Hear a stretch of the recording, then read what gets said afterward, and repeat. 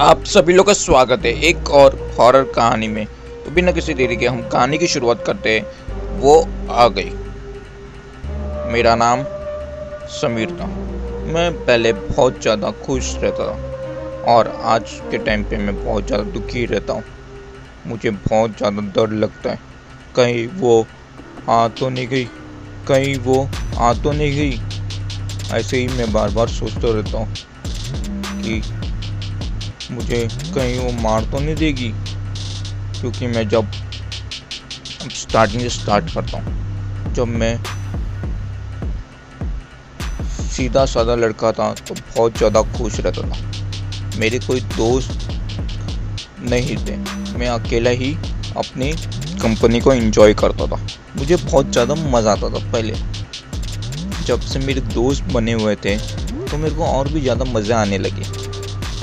जब मैं अकेला था तो मैं इतना मज़ा नहीं कर पाता, लेकिन फिर भी मैं इंजॉय करता था। और अब जब मेरे दोस्त बन चुके थे तो मैं बहुत ज़्यादा इंजॉय भी करने लग गया था। बहुत ज़्यादा देर तक रात तक बाहर भी रहता था। मैं घर के अपने दोस्तों के साथ रहता था। घर वालों के साथ तो इतना कम ही रहता था, लेकिन बाहर वालों के साथ बहुत ज़्यादा रहता था। दोस्तों के साथ बहुत ज़्यादा रहता था।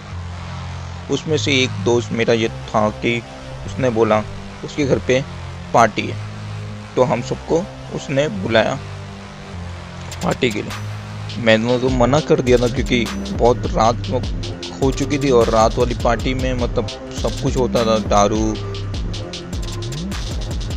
नॉनवेज, ये सब कुछ होता था। लेकिन मैं बोला कि नहीं, मैं अभी नहीं आ पाऊँगा, क्योंकि मेरे को मेरे घर वालों के साथ टाइम स्पेंड करना है और फिर उसके बाद सो जाना है और फिर सुबह मेरे को उठ के कॉलेज के लिए निकलना है। तो वो लोग मना कर दिए। वो लोग बोले नहीं, तेरे को आना ही है।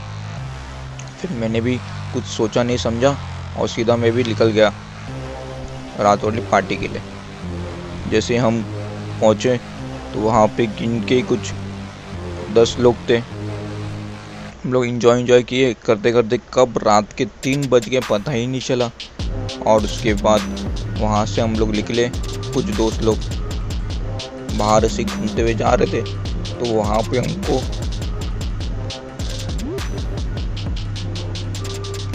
पे हमको एक घर दिखा, सुनसान सा। और उस घर के बाहर ही लिखा हुआ था वार्निंग, ये घर पे के अंदर जो कोई भी है, लेकिन इस घर को कोई भी नॉक नहीं करेगा। अगर कोई गलती से भी नॉक कर दिया तो इस घर के अंदर जो कोई भी होगा वो तुम्हारा जीना हराम करके रख देगा। हम लोग सब सोच में पड़ गए कि ऐसा कौन है और क्यों हमारे पीछे लगेगा। तो हम सब ने फिर भी ट्राई किया, बोले कि जाते देखते। दरवाजे में नॉक करते गए, लेकिन कुछ हुआ नहीं। और उसके बाद सभी अपने अपने घर चले गए। एक हफ्ते तक तो सब कुछ मस्त था। सभी लोग मस्त आराम से एंजॉय कर रहे हैं, कॉलेज में जा रहे हैं, कॉलेज से बाहर आ रहे हैं। हम लोग सब नाइट आउट के लिए जा रहे हैं, नाइट आउट कर रहे हैं। सब कुछ परफेक्ट चल रहा था। लेकिन एक हफ्ते के बाद से ही कुछ ना कुछ गड़बड़ होना चालू हो गया था। जैसे मेरे किसी एक दोस्त के घर पे घड़ी नॉक होता था रात के 3 बजे, लेकिन जैसे वो बाहर जाता था देखता तो कोई भी नहीं रहता। फिर से नॉक होने लगता था, लेकिन वो जाता तो कोई भी नहीं रहता। ऐसा 3 से लेके 5 के बीच में रोज होता था।